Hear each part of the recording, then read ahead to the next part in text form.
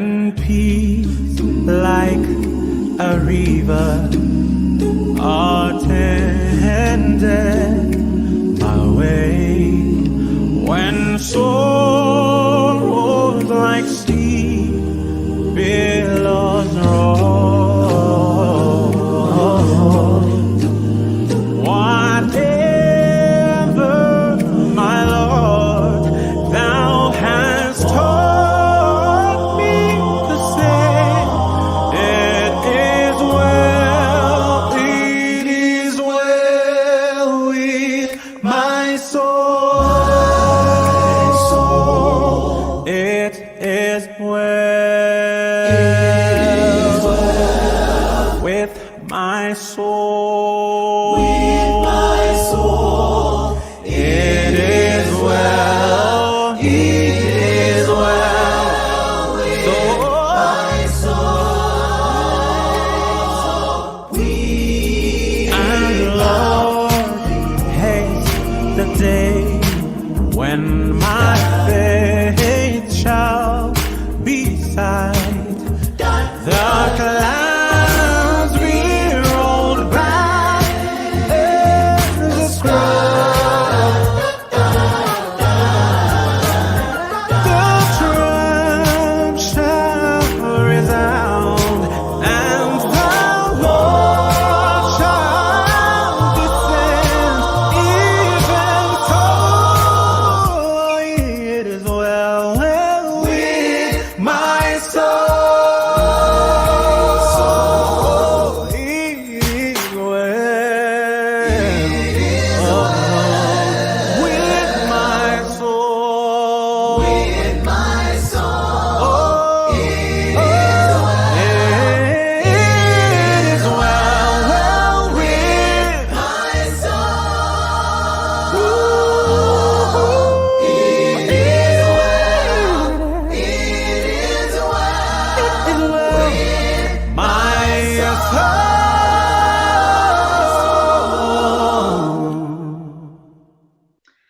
Happy Sabbath. I hope we are all doing well, and I trust we had a beautiful week. And today the Lord has spoken to us in a special way. So today, I'm sure we've seen the title. The title is Living a Legacy as a Childless Man. Advent Channel, welcome friends. Good day. Thank you so much, Advent Channel. So today, as we start our program, I'm going to read to you our introductory text. The text comes from the book of Genesis, chapter 15, from verse 1 up to verse 3. I'll read quickly in your hearing. Verse 1 says, after these things, the word of the Lord came to Abraham in a vision, saying, do not be afraid, Abram. I'm your shield, your exceedingly great reward. Verse 2, but Abram said, Lord God, what will you give me, seeing I go childless, and the heir of my house is Eliezer of Damascus? Verse 3, then Abram said, look, you have given me no offspring. Indeed, one born in my house is my heir. So I'm sure this is a very popular text. This is a very familiar text. Well, Abram is called, and we know how Abram and Sarah were childless for a long period of time, and they got to get their blessings in old age. So at this point, God tells Abram that I'm your shield, I'm exceedingly great reward. But somehow Abram is quick to say, what are you going to give me? Realizing that I have no child. Who am I going to be leaving all this inheritance to? What do you want me to leave this inheritance to? So in line with what we're talking about today, we're talking about living a legacy as a childless man. The same thought and concern that Abraham had in that day is the same concern that most of the people can also find themselves concerned about if they are to be in the same shoes that Abraham was. So before we get much into this, our story, I want to introduce to you our guest this week. And I am excited. I'm always excited, but I'm excited today to welcome to you Pastor Skhumbuzo Dube, all the way to, I'm not going to try clicking the going to that to thing. I'm not going to, but yeah, all the way from Bulawayo. Welcome, Pastor. Thank you very much. You said it very well. That's where we are coming from. Thank you. Thank you for that, for the reinforcement. So yeah, I wanted to have Pastor on the show for the longest time, from like the second episode, and somehow life has always been happened, and I kept hoping it wasn't gonna be another story of unfulfilled dreams. But thank God we are here, and it's happening today. And when the time is right, the Lord makes it happen. So yeah, tell us something. Some people know you. I realize here a lot of people in the West seem to know you. Some of us from this side of the country do not necessarily know you, and some of our audience, also from abroad, do not really know you. Who is Pastor Skhumbuzo Dube? Pastor Skhumbuzo Dube is a firstborn by birth, a bricklayer by trade, a teacher by profession, a pastor by calling, a healthcare or hospital chaplain by specialization, executive secretary, and family ministries director by appointment. You have to say that, by appointment. A writer by interest, a poet by pain, a kid's songwriter by God's design, founder of Shunem Care by the need that is there to provide care to those who are experiencing involuntary childlessness. Well, this is Skhumbuzo in short. Wow, wow, wow. Such a pregnant. You can see we're a great man with us. Such an amazing introduction. Thank you so much, Pastor Skhumbuzo, for allowing us and for choosing to be with us today in this our show. So yeah, first time you were told about this show that this little girl is running, that is called The Story of Unfulfilled Dreams. What came to mind? What comes to mind when you hear the title, A Story of Unfulfilled Dreams? One word, just one word, Nora. It's failure. One word. It's failure. Wow. But yeah, you're right. You're right. It makes sense. It's failure. Mm-hmm. Failure to achieve the desired dream. Yeah, you do make sense. Yeah. Mm-hmm, mm-hmm. Yeah, Zibango says that's great. Thank you, Zibango, for joining us today. So, in line with living a legacy, as we were saying today, Kemto says present, seeing you, Pastor. Thank you for joining us. So, in line with living a legacy, how did you see yourself growing up? With which version of Skhumbuzo did you see yourself being by the time you'd be where you are right now? I am told that I was 9 at that time, and I said to my mom, I want to be a deacon, and I want to be a builder, and then a teacher, and then a pastor. Wow. And I also wanted to have a family, build a family, have 2 children, a boy and a girl, because at that time it was me, the older brother, and my little sister. So that was the model of a family that I had in mind. And I said, this looks nice. I think I should have this kind of a thing. So that was, who, yeah. Where you envisioned yourself to be. So now, Yes. have your plans turned out to be the way you hope they hold? Have all these plans turned out to be the way you anticipated to be? That's another nice question that you brought there. In terms of what I wanted to become as a child, I became a deacon. I became a teacher. I became a builder, a bricklayer. I'm a bricklayer by trade. I also became a pastor. So that one became a fulfilled dream. There's power in words. Sometimes they work, but sometimes they don't work because the second version of it didn't work out the way I had thought it would. That is the part of building a family in the way that I had desired to have it. Okay. Yeah, I hear at least the bulk of those were like, they were all fulfilled. And then we get to this point that we want to look at mainly today. So let's talk about living a legacy as a childless man, zooming into the story of the day. Was this according to plan or circumstances? You care to share what exactly, how we got to be at this point? Yeah. Okay. All right. when we are talking about that, okay, so when someone asks, do you have a child? I can almost say none. Not nine, none. None, None. not nine. Yes, not I don't have 9 children. I have none. So when we are talking about this thing of having a child and leaving a legacy as a childless man, and the circumstances that surround this, let me share the beautiful story that brings us here. I wouldn't be talking about this if the story was not. Okay, we've lost him. Sadly, he seems to be frozen. Just as we're about to hear the story, but I hope he'll be back just now. So yeah, oh, thank you very much. Yes, you're back. You're back. So yeah, you were about to tell me a story, an interesting story. Okay, I was saying at 12:15 p.m. Tuesday. It was a Tuesday. I remember very well, the 22nd of December, 2009. After this beautiful lady had walked down the aisle, and this rough diagram of a man, that is me, had also done the same thing. We stood before the pastor and we had made our vows. And at 12:15, I remember the time, we made our vows. I was united to Soneni, a beautiful woman, a woman that is a cut above the rest.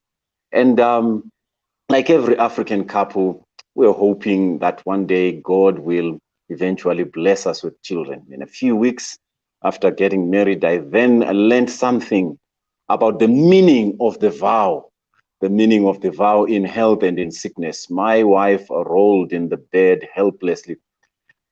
I was pastoring in the bush, and the brother Google or sister Google was not there to help me to know what was going on, only to pick a towel or do some fomentations on the abdomen with tears flooding my eyes and questions rising to God. I thought to myself, what is this that has happened? The legacy I was hoping for to leave maybe after death was not going to be a reality. So I then became a specialist of some sort in gynecological issues. I visited so many specialists in the city here, in the city of Kings, and you can mention them, and used so many of these natural remedies, and had all-night prayers, and had fasting and praying. But it seemed to me that this was not going to be. So the third surgery that my wife, okay, the third surgery, so it means there was a first surgery and the second surgery. The third surgery that my wife had, this is when it dawned to me that sometimes I'm pursuing something that can cost the life of my wife. As they was lifting the myometrial masses from the uterus, the blood gushed out like a burst pipe, and she lost a lot of blood. You know, in a theater, women are wheeled out with their bouncing baby boys and their gorgeous giggling girls. But my wife was wheeled out with stitches and pain. As I joined my eyes to her, I thought to myself, it's hard. Is this going to be?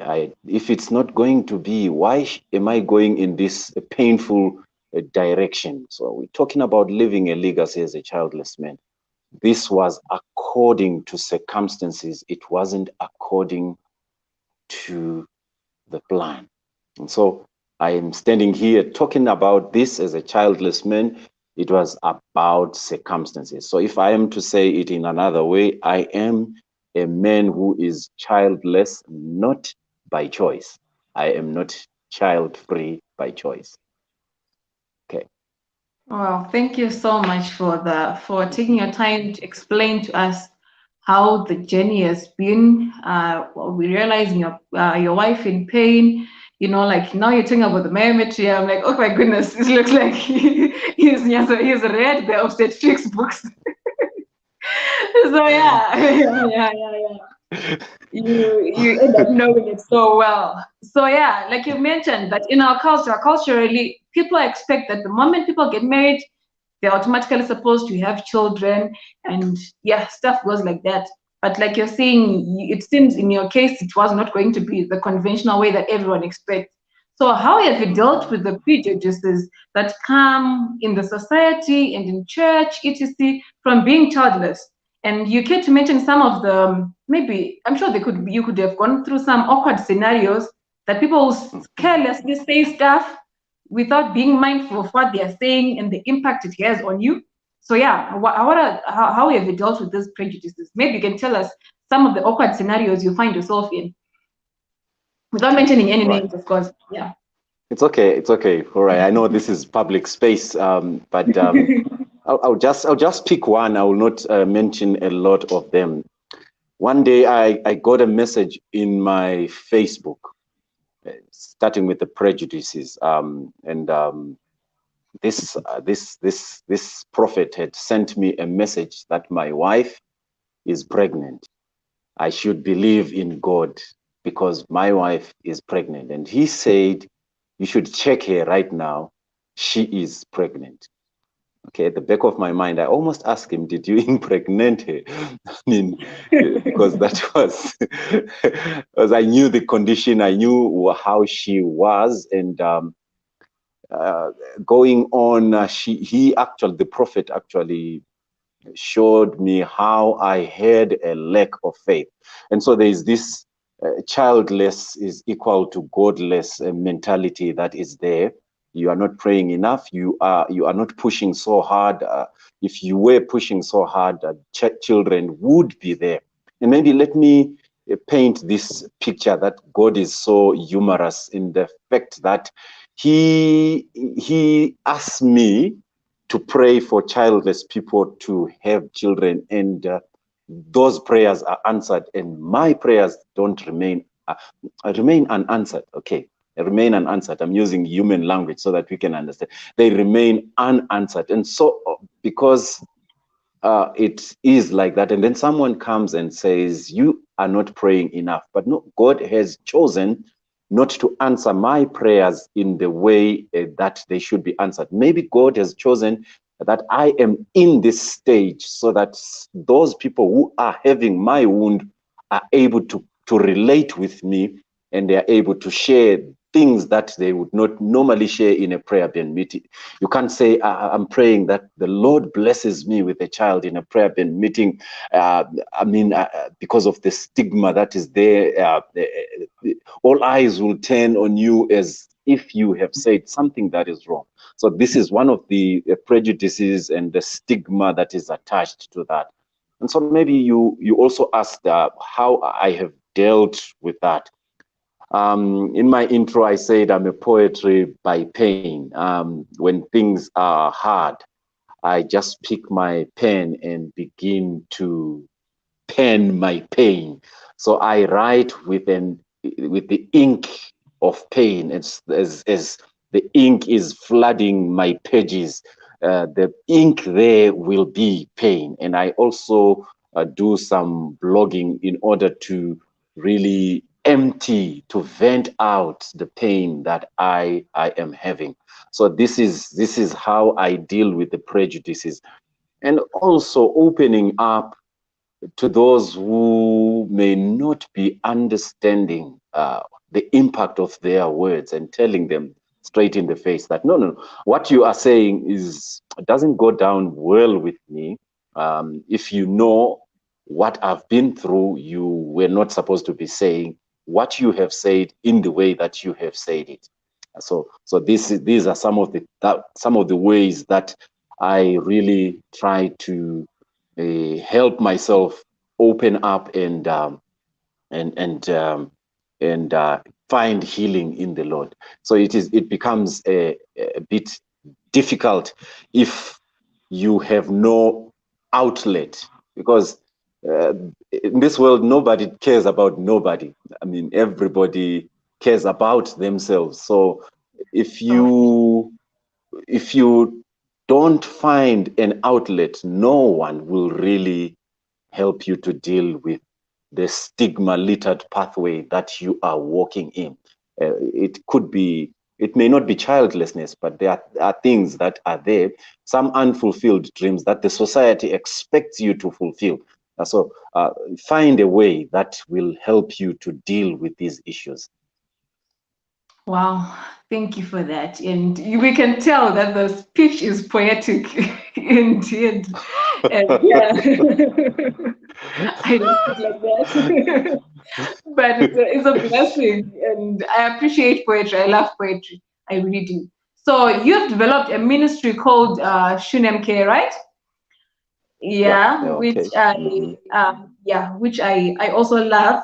So at what point did you get comfortable to share your story with others and be able to reach out to others who are in the same boat? And please share with us more about the ministry. Yeah.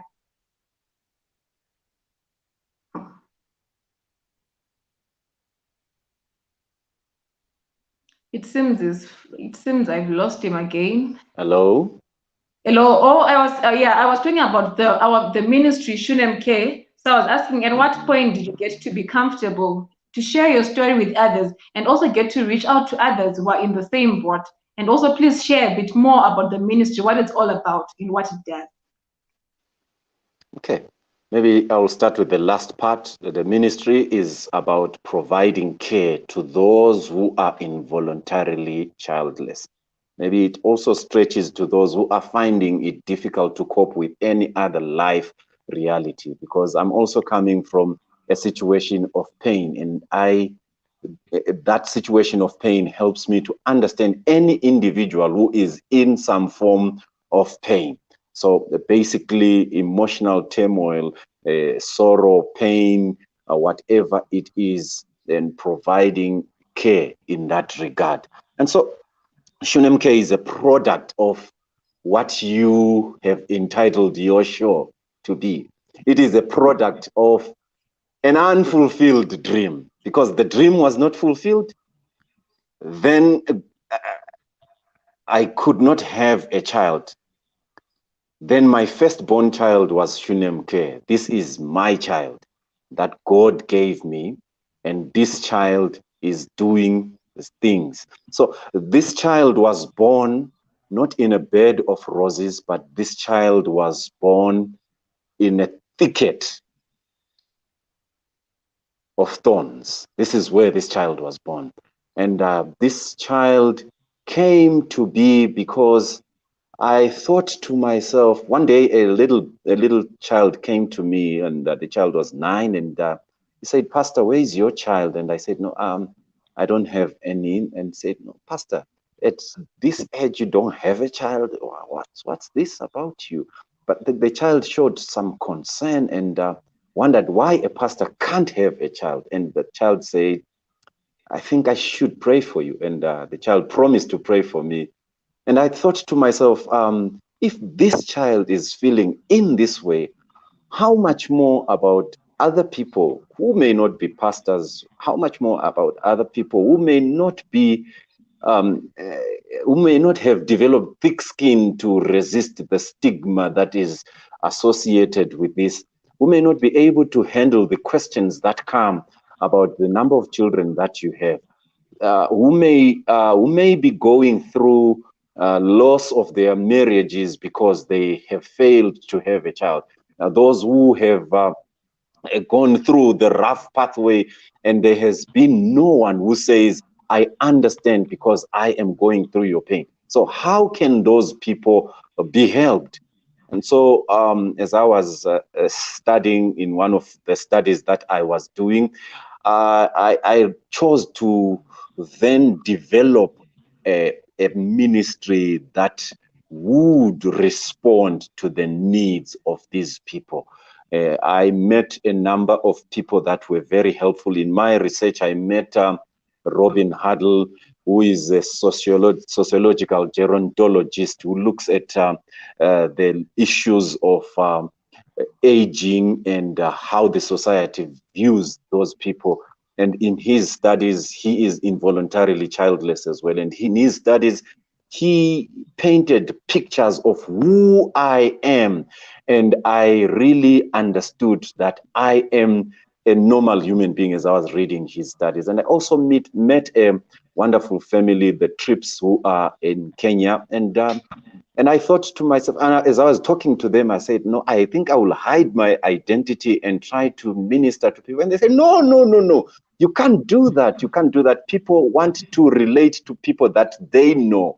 And so I just say kudos to them. They want to relate to an individual that they know. So I wanted to develop a pseudonym that I'm going to use. But the moment I shared my story, I had people that could relate, people that were in my pain, people that could understand that it is okay not to be okay. So this is how the ministry developed and what it is actually doing at the moment. So this is a ministry, a sideline ministry that is responding to the needs of those that don't have children. Okay. Amazing, amazing. So you decided to answer the last bit of my question, and I appreciate that. But then I managed to still get my answers for the first bit of my question. Oh yes, you asked me So, when yeah. did I become comfortable in sharing. All right, thank Sharing you. your story, yes, and also reaching out to others in the same boat. Okay, thank you, thank you. Sharing, okay, sharing. There's somebody who shared with me this, that there's what we call the click factor. Before clicking, the click factor is like clicking the click button.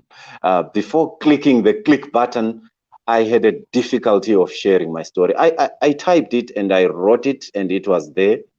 I waited for an opportune time to click that, and I thought to myself, I'm a pastor, I can't click the button, I can't click the share button, because the moment I do that, what will my followers do? I mean, what will those who are looking up to me do? I mean, there's a lot of shame that is surrounding this. There's a lot of misconceptions that are around this.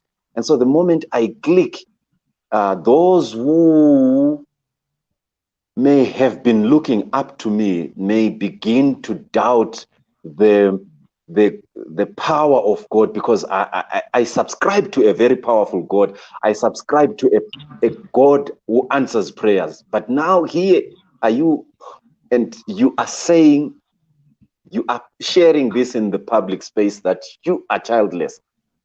How is this going to do? I mean, how is this going to help you? I mean, how are those following you going to? But then the Lord, in His own wisdom, I think this is a work of grace. I can't attribute it to anything. It should be a work of grace. On the 1st of January 2019, I prayed to God and I said, God, this is the time I click and I make this thing public.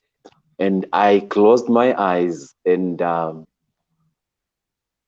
clicked the share button, and the click effect did two things to me. Number one, I felt dirty because I had broken the silence, Exposed yourself. Yeah. exposed myself, became vulnerable, too vulnerable. And because I had become too vulnerable, I thought to myself, why did I do this? But then as time went on, people who shared my story, people who are in my shoes, understood that it is okay not to be okay. And people who are not in my shoes and people who have other challenges of life understood as well that it is okay not to be okay. It is okay not to have unfulfilled dreams. It's not bad. Job was a man who feared God, but then he suffered. So it is okay not to be okay. So that was the glorious moment. And then when they reached out to me, it was easy for me to reach out to people, and this ministry then began to grow because of the click factor. Wow, it's amazing. It's amazing how God brings out some of these things from a place of pain, a place of where you're thinking, this is going to be me exposing myself. Fortunately, it's frozen. This is going to be me exposing myself to the world. What will people say? The statement that has stopped many dreams. And imagine if you kept saying, what will people say? We wouldn't be having this ministry. And I saw many comments coming through. Pastor Chambalama was saying, God bless. Thank you for this ministry. Elizabeth Rusere was saying, wow, nice, this is a powerful program. Bless you, Elizabeth. Nosizo Choga says, thank you very much, Pastor Dube. Thank you very much, Pastor Dube. It's okay to not be okay. And at times, want to cover up, want to put up a face, and it's okay to not be okay. And I saw someone saying they're sending virtual hugs, and yes, virtual hugs are coming your way. So yeah, thank you so much for sharing. Yes, oh yeah, yes. There is your virtual hug. So yeah, thank you so much for the ministry, and it's amazing. I've often heard this, and I often mention this statement here on this platform that quite often our weakness, our struggles, they happen to then be our ministry because we understand how it feels like. So somehow God gives us these places of struggles that it is. If I'm coming from a place of abuse, it's easy for me to reach out to the next person who is going through an abuse, so it's easier for you now that God has given you this ministry, and it's amazing how God is working through you to reach out to others. So my next question is going to be, what have you learned in this endeavor to leave a legacy without having fathered biological children of your own? I watched recently, and I don't know if you're going to be having them on your fingertips, but I know you mentioned about 11 lessons you've learned by being in a childless marriage for 11 years. Yes. So I hope you get to tell us as part of the lessons that you've learned in this endeavor to try and leave a legacy even without your own biological children. Okay, all right. Maybe before I respond to your question, this legacy issue, for us to understand this legacy issue, allow me to paint the African ideology, the thinking pattern, the thought pattern on having children, so that when I slide into answering your question, maybe we will understand how and why I have learned what I have learned. So you see, Mbiti, it paints this picture very well. The Professor Mbiti says, unhappy is a woman who fails to have children for whatever qualities she might possess. Her failure is then to bear children is worse than committing a genocide. And she becomes a dead end of human life, not only for gynecological purposes, but also for herself. So this is what Mbiti here is saying. He is painting how we think as a people, as African people. We connect ourselves to the dead through the continuation of the line of living. And so when there is that continuation is not there, we find ourselves being a dead end of human existence. And we not only find ourselves as being a dead end of human existence, we then find ourselves as being useless. And so what I have learned in this journey is that I need to change this thought pattern. And to change this thought pattern is not an easy thing. And I called this process of changing this thought pattern as righteous rebellion. These can't sit together, but I'm righteously rebellious because I'm rebelling against the cultural norms that say every marriage must have a child. And I'm saying it's not every marriage that must have a child. Some marriages may have children. And I righteously rebel and say marriage is complete even without children. It is love that really cements this. I learned this. This is a lesson that I learned. I learned it very well. The 11 lessons, maybe people can find them later on. I didn't know you wanted those 11 lessons that came my way. But there are 11 lessons that I learned from a childless marriage. And this is one that I want to pick. Marriage is complete without children. You are the only individual that can make your marriage happy. Let's disabuse ourselves from the notion that the bundle of joy is your child. For me, Soneni, my wife, is the bundle of joy. I don't have to wait for a child. She is my bundle of joy. I delight in her. She brings me the joy that I need. When I'm beside her, I'm beside the whole world. I can move to Mars. Okay, by the way, I'm not preaching. Let me just slow down. Because, okay, I can move to Mars and to Earth and to Jupiter and wherever. But the best place is to be by her side. And so she doesn't have to give me a child in order to make herself a valid individual. She is valid by being the individual that she is. And one thing that I have learned, you don't have to have a child to transform the other person. She doesn't have a child, and she didn't find me in this state. She picked me from being an ordinary human being and lifted me up to be the individual that I am to her. And so I say kudos to her. That doesn't need an individual to have a child. So you can birth so many things even if you don't have a child. So this Thursday I was burying my grandmother, and as we stood by the graveside, my cousin was delivering the speech of her life story, and as he narrated, he pointed out something that struck my mind. My grandma was a very powerful. There are so many lessons that I learned from her, and as my cousin narrated, he then went to the point where he said,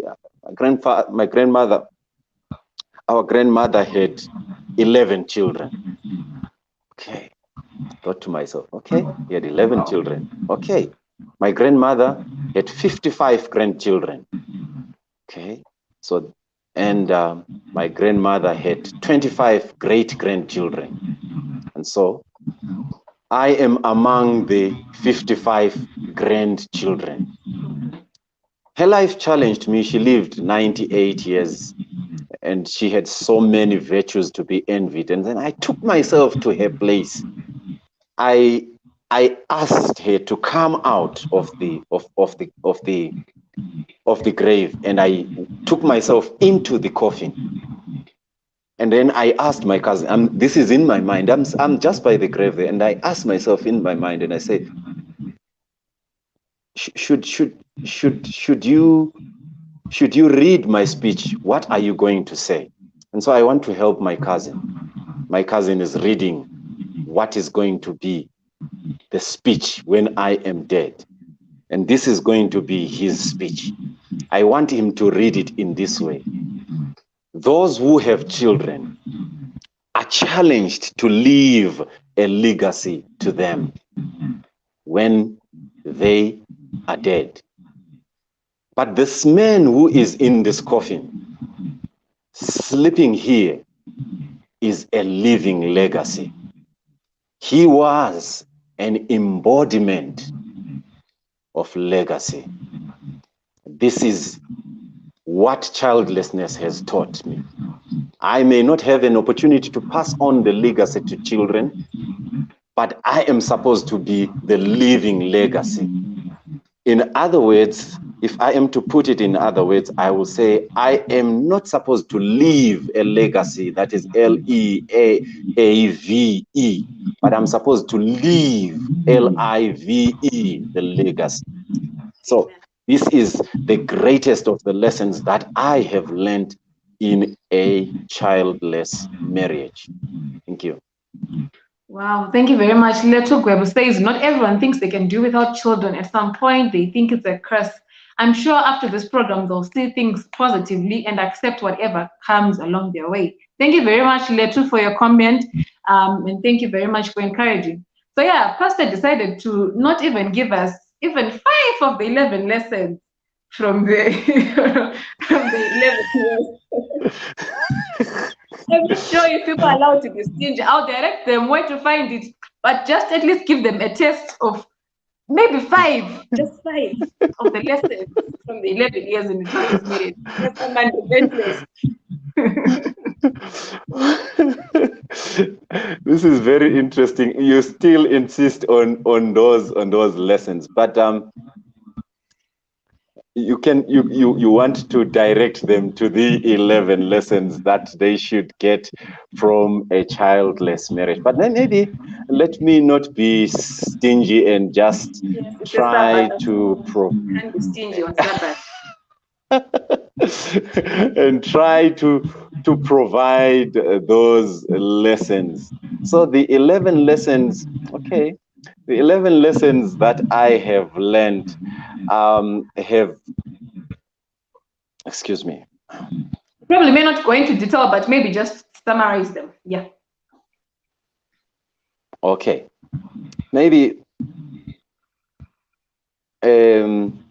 as I envisioned myself, I'm not a charity case. That's one of the lessons. I'm not a charity case.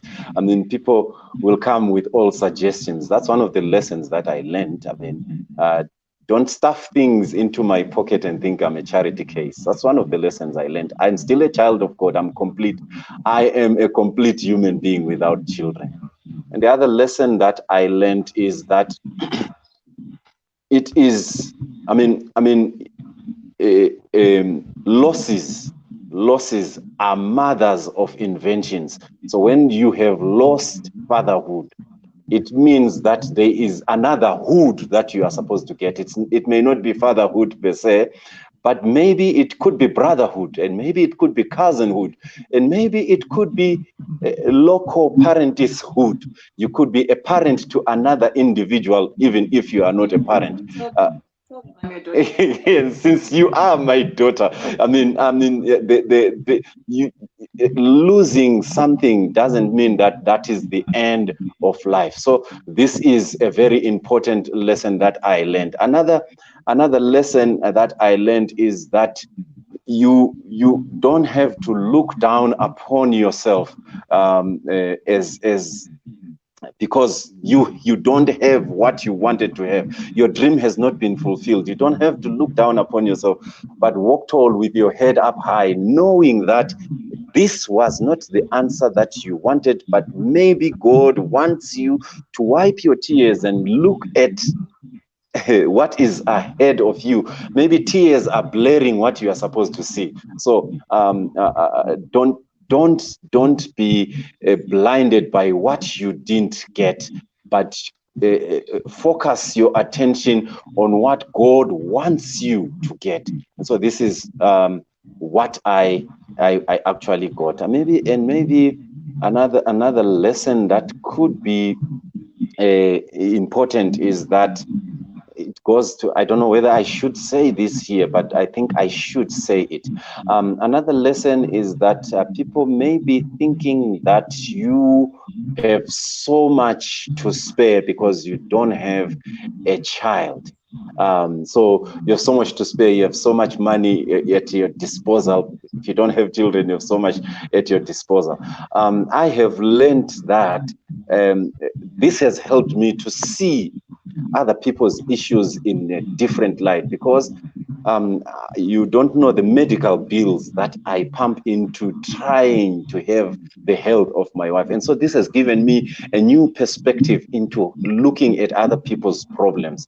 So I have become a wounded healer because I use my wounds as a personal tool for healing those who are in different forms of pain. And so this is one of the lessons that I that I learned. And so maybe let me stop here for a moment. And unless if you are not happy with what I have given you, No, I can it's all continue right. to. No, it's all right. I'm sure the rest at the end, when we talk about where to find you, they can find the rest for themselves. You're a bit frozen, but I hope you can still hear me. So yeah, Okay. I'm sure the rest they can hear, they can find out for themselves when we share about where we can find you. So yeah, thank you so much for this lesson. Yes, it's easy to then think because we were 5 or 7, my family, my mother had so many expenses, and now we think you have none, you have no expenses whatsoever because you have no children. And yet that is not the case. Like you're saying, you're not a charity case, and people will be thinking, no, and people have so much unsolicited advice. They think you don't know, you can't, it's okay to advise, but there's a place for each and everything. So now I'm thinking, what would you tell someone who's struggling to conceive, to be a parent, to, who's struggling with being childless? That is not by choice. Someone says, true, pastor. Some people say to me, you have no children. What do you do with your money? Yes, thank you for me. So, and Onesimus says, thank you, pastor, for sharing your story. Yeah, so the comments over. So, what would you tell someone who's struggling with childlessness, and not by choice? What would be your advice? One, you are not disabled. You are a complete human being. Two, being childless doesn't mean that you are less. You are not less. You are childless, but you are not less. Number three, you are not cursed. You're not cursed. The last time I checked in the Bible, Zacharias and Elizabeth were righteous people. They lived just before God and they did everything that was all right, but they never had a child. They didn't have a child. Before they had a child, they were not cursed. And after they had a child, it doesn't mean that they were blessed. So having a child doesn't mean that you are blessed, and having no child doesn't mean that you are cursed. So it's not always that you are cursed. And number 4, I may say, you are not godless. Being childless is not being godless, but it's just being at the bus stop waiting for the blessings to be delivered by God. So walk tall with your head up high. You are a child of God. Amen, amen. You know what? I needed to realize one thing, that I kind of tricked you. Some of the lessons from the 11 lessons, we're coming back to the advice to those who but thank you for that. Thank you for Okay. that. So I think they're getting close to 11. They'll find the other two for themselves. So now, as we get to the close of our program, if you could be in conversation with a younger version of Skhumbuzo, what would you tell them? With what you know now about life, what would you tell them? You can address it with him even at different stages or just one. What would you tell him? I have 2 things to tell the younger Skhumbuzo. Number 1, life is more important than having kids. I know this is the statement is not right to some ears, but I just want to underscore it. Life is more important than having kids. Number 2, there is more to life than having children. There is more. There is more unexplored realities.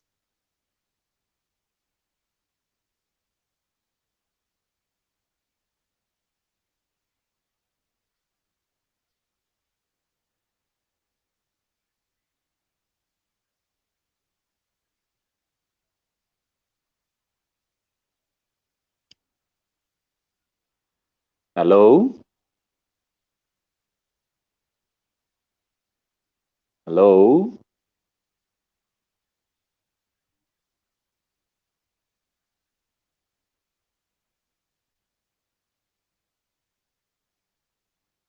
Okay, I think we have lost her there, and maybe she's going to be coming back. And so these are the 2 lessons that I have learned. Life is more important than having kids, and there is more to life than having children. And so these are the things that I would love to tell the younger Skhumbuzo. I don't know. Okay. Yes.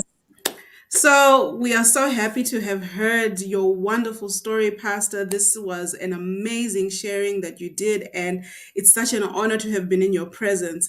And I think as we wrap up this discussion, we just want to share a quotation which says, "In the future life, the mysteries that here have annoyed and disappointed us will be made plain. We shall see that our seemingly unanswered prayers and disappointed hopes have been amongst our greatest blessings." So yeah, Mm-hmm. definitely we'll at this point in time, it's very frustrating when things don't happen the way we would wish them to. But God has a purpose, Mm-hmm. as you were saying all this time, that God has a purpose, and in this purpose, He will always make a way for His dream to come through. So thank you so much, Pastor. It's been such an amazing blessing. We have Mm-hmm. seen the different comments that were coming in from our audience. I think there are no updated ones, and your host is back. Let me bring her back into the stream. Okay. Thank you so much. My apology. We had an unforeseen power cut, but Yes. So we um, were just yeah. wrapping up. We've done the quotation. We're just wrapping up, and over to you. Oh, beautiful. So you had already read the quotation, the quote. She had read it. Yes, I Yes, have. she had read it. She had. Oh, all right. All right. Oh, beautiful. Thank you so much, Pastor. I'm sorry I couldn't hear the rest of the program, but I'm sure I can always catch up. And I'm sure so many people have learned from this talk that we had today. How so many times we say many careless statements and many careless assumptions about certain situations we have no idea about, but we thank God that you are being a wounded healer. Juliet Ndlovu says, "May God richly bless you, Pastor, for being a wounded healer." This was powerful. Thank you so much, Mrs. Ndlovu. So yeah, like we have had in the Future Life Ministries that have here annoyed us, some of the ministries that have annoyed us will tend to actually be our greatest blessings when we look back in retrospect. Who would have known that we were going to be able to be having Shunemke at this time, at this point in place, and someone was going to be shortchanged, maybe had it not been for your ministry. So we're grateful, and I'm glad we managed to finally have this session with you. So this marks the end of our session today, and thank you so much for joining us and allowing yourself to be vulnerable and breaking this not so popular. We like you're saying, we don't talk about it much in church, but it's part of us, and it's essential that we talk about it. So thank you so much for Maybe, allowing yourself to be maybe part your of us, to parting, be vulnerable. Oh yeah, maybe my parting words. yeah. Your parting words. I thought you had done that while I was away. So sure. Okay, Yeah. okay, okay, okay. Maybe my parting words would be maybe being a living legacy doesn't to me means celebrating small wins that God gives me. They are the things that I have birthed. I I have not birthed biological children, but I've birthed so many things, and that I thank God for that. So I just want to talk to someone before I leave. When you receive a little blessing, just surprise the devil by celebrating the advent of a bigger one. When a girl child is born, to those who have been blessed with children, and you needed a boy so desperately, surprise the devil by celebrating the little princess. When it's another anniversary and you're still without a child, if you are like me, celebrate the existence of the marriage. And maybe when you lose your marriage because of childlessness, surprise the devil by declaring freedom from the toxic relationship that has come. So when you wake up alive and you still don't have a job, celebrate, celebrate, celebrate, because God still has a purpose. You could have died in your sleep. Even when you pass through the dark valley of death, celebrate that you are passing through that dark valley of death, because there are some people who will not find their exit door from that dark valley of death. So those are my parting words. Amen. Thank you so much. Thank you so much. And it's important to always be grateful for the little things. And once you sit down and realize at the end of the day, what are the things I'm grateful for? The things, the big wins, like you're saying, sometimes, when you get to realize this is my purpose and stuff like that, and you celebrate some of these things, you focus less on the things you think you do not have. And when you also focus on ministry to other people, you focus less also on your misfortunes and your perceived misery. So thank you so much for that. And those are the last words from Pastor Skhumbuzo Dube. Celebrate every small win, small or big. Celebrate it. Celebrate every day that the Lord gives you a chance. Maximize it. You don't need to not have children to be a living legacy. Let me say that. That is not from me. You can also be a living legacy with or without children. I don't have children of my own. I'm not sure what my legacy is going to be. But with or without children, you also need to be a living legacy. So yeah, thank you so much for being with us today. I'm sure we've learned so much.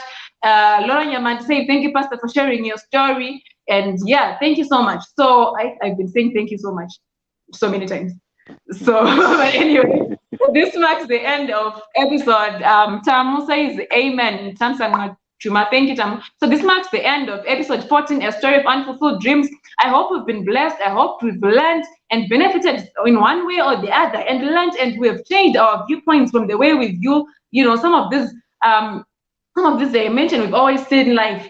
And may God be with you. And as always, let's stay safe, and God bless you. So till we meet again, from me, Ursula Nora, your host, and Pastor Skhumbuzo, it's bye for now. Bye-bye.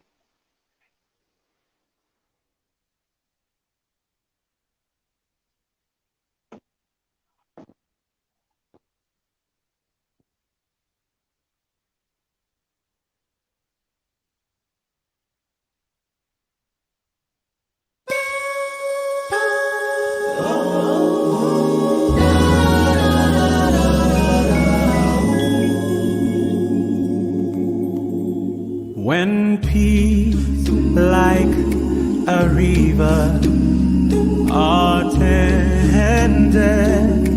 my way, when sorrows like sea billows roll,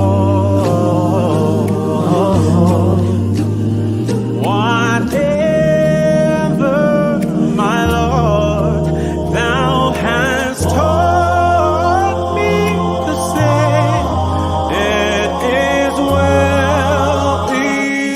well with my soul. It is well with my soul. It is well. It is well with my soul. And Lord, haste the day when my faith shall be silent.